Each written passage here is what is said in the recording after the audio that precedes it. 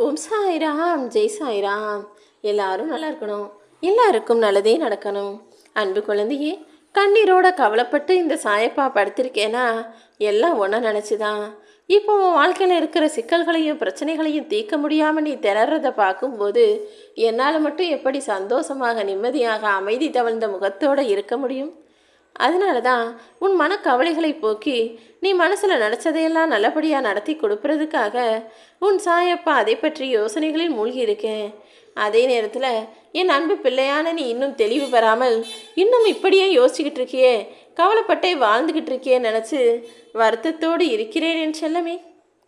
என்னுடைய தரிசனம் பெற்று எப்படி உன் உள்ளம் குளிருமோ அப்படிதான் இப்போது உன் வீடு தேடி வந்து உன் மனம் குளிரும்படியாக உன் பிரார்த்தனைகளையெல்லாம் நிறைவேற்றி தர்றதுக்கு நான் வந்துட்டேன்.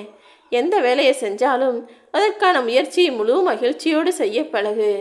உன் எண்ணங்களும் உணர்வுகளும் சிந்தனைகளும் செயல்களும் உன்னை சுற்றி இருக்கிற மனிதர்களுக்கு எப்போதுமே நல்லது செய்யும் விதத்தில் நீ வச்சுக்கிட்டினா நீ என்னை தேடி வரவேணாம். உன் சாயப்பா நானே உன்னை தேடி வருவேன்னு சொல்லியிருந்தேன் தானே. இதோ இப்போது உன் கஷ்டத்தை எல்லாம் போக்கி உனக்கான நல்லதை நீ நினைச்சது போலவே நடத்தி முடிக்கிறதுக்காக உன்னை தேடி வந்திருக்கேன். என்னை நம்பி வந்த உன்னை எந்த காலத்திலையும் நான் கைவிட மாட்டேன். உன் நம்பிக்கை வீண் போகாத அளவுக்கு நீ நினச்சதையெல்லாம் நான் நடத்தி முடிக்க போகிறேன் என் செல்லமே. உன்னை கவலைப்படுத்துகிற அளவுக்கு ஒருத்தனுக்கு துணிவும் தைரியமும் இருந்தால் அதையும் தாண்டி அவனுடைய செயல்களையும் மீறி நான் எப்போதும் சிரிச்ச முகமாக இருப்பேன்னு உனக்குள்ள தைரியத்தை வரவழைச்சிக்கோ. பயமும் தயக்கமும் இருக்கிறவங்களுக்கு தோல்வி வந்துக்கிட்டே இருக்கும். ஆனால் என் அன்பு பிள்ளையான நீ இப்போது வெற்றியை பெறப்போற. இனி பயத்தையும் தயக்கத்தையும் தூக்கி போட்டுவிட்டு ஜெயிக்க தயாராகு. உன்னை யார் எங்கு தவிர்த்தாலும் அல்லது நிராகரித்தாலும் ஒதுக்கி வச்சாலும் அவமானம் செய்தாலும் அங்கு உன்னை தவிர்க்கவே முடியாத சக்தியாக அவங்க கண்ணு முன்னாலேயே மாபெரும் வெற்றியோடு உன்னை உட்கார வைப்பேன். இதனால் வரை நீ பெற்ற தோல்விக்கான காரணங்களையும் நடக்காம போன விஷயங்களுக்கான காரணங்களையும் தெரிஞ்சுக்கிட்டு இனிமேலாவது வெற்றியை நோக்கி பயணம் செய்யக்கூடிய வகையில் உன் செயல்களை சிறப்பாக வச்சுக்கோ. எல்லா தடைகளையும் உன்னால் உடைத்தெறிய முடியும் என் தங்கமே. எப்போதாவது ஏதாவது ஒரு விஷயத்தை உன்னால் செய்ய முடியலைன்னு உனக்கு தோணுச்சுன்னா அதை நினச்சி கவலைப்படுறதுக்கு பதிலாக அதை உனக்கு கொடுத்த சவால்னு நீ நினச்சிக்கோ. சவால்னு வச்சுட்டாலே அதை ஜெயிக்கணுன்ற வெறியும் வேகமும் வந்துவிடும் தானே. எப்போதுமே வலியும் வேதனையும் இருக்கக்கூடிய மனசில் வெற்றிக்கு அதிக மதிப்பு இருக்குது. ஒரு நாளைக்கு என் வாழ்க்கையில் எல்லாம் சரியாகிரும்னு காத்துக்கிட்டு இருக்க உனக்கு எல்லா விஷயங்களையும் இன்று இரவோடு இரவாகவே சரி செஞ்சு நாளைய விடியலை உனக்கான வெற்றி விடியலாக ஆக்க போகிறேன்.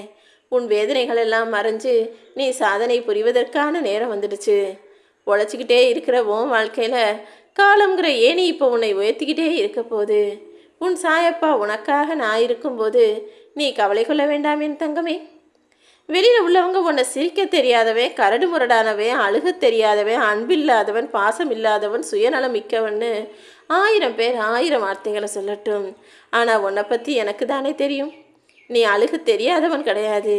கண்ணீரை மறைச்சி வச்சுக்கிட்டு அன்பை மனசுக்குள்ளே ஒழிச்சு வச்சுக்கிட்டு வெளியே எல்லார்கிட்டையும் யதார்த்தமாக உன் கண்ணீரையும் அதற்கான காரணத்தையும் சொல்ல முடியாமல் தவிக்கிற, சொல்லவும் வேணான்னு நினைக்கிற. யார்கிட்டையும் நடிக்க தெரியாமல் கோபப்பட்ட உடனே அந்த கோபத்தை வெளிக்காட்டிவிடும் என் அன்பான குழந்தை அல்லவா நீ.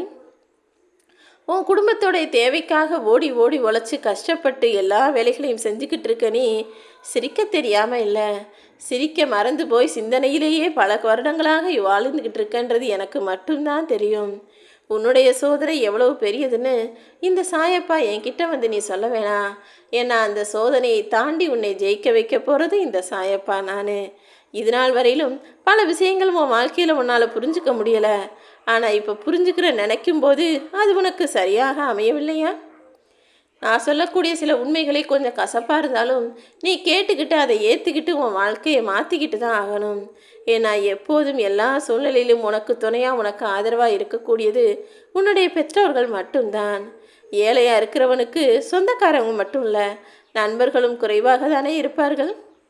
மனிதர்கள் எப்போதுமே அழகிய குணத்தை காட்டிலும் அழகிய உருவத்தை தான் விரும்புகிறாங்க. நீ எப்போதும் நல்ல பிள்ளையாக இரு.